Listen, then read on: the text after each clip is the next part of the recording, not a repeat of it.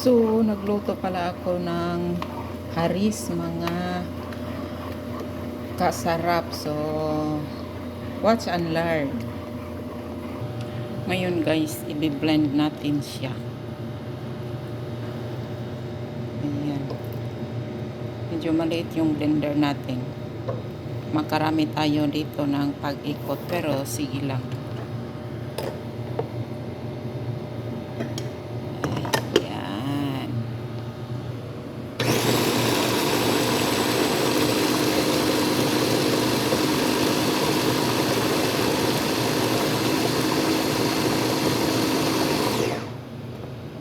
Check natin.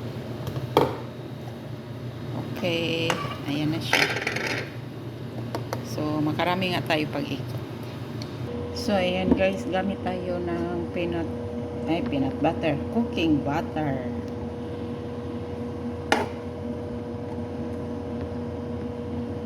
Ayan, na-blend na natin yung ating haris.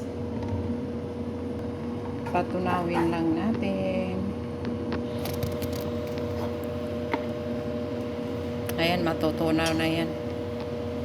Ayun, lagyan natin ng konting cinnamon.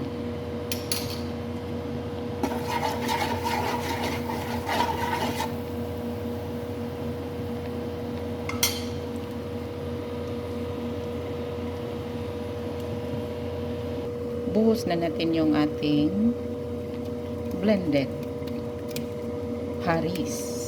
Ayan na, haluin lang natin ng haluin.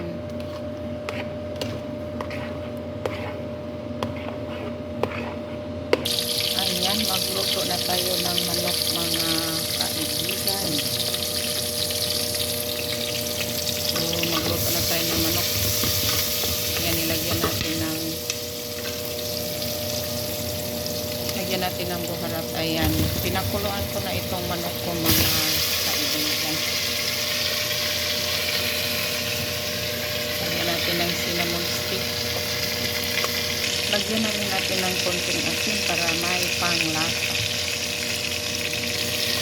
Ayan, lutuin na natin ito ng 15 minutes kasi pressure cooker yung gamit natin.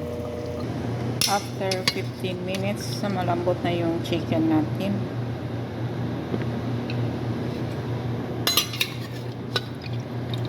Himay-himayin na natin ito, mga guys.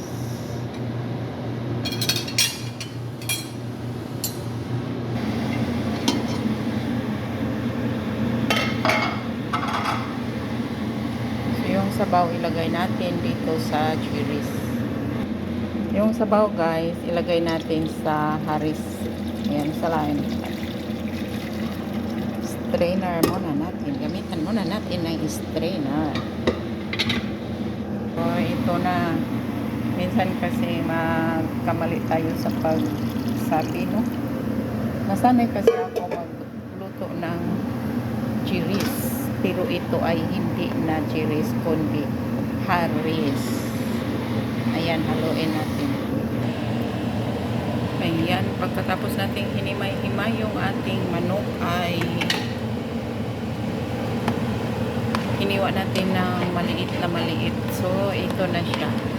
So, ganito ako magluto ng Arabic haris or haris.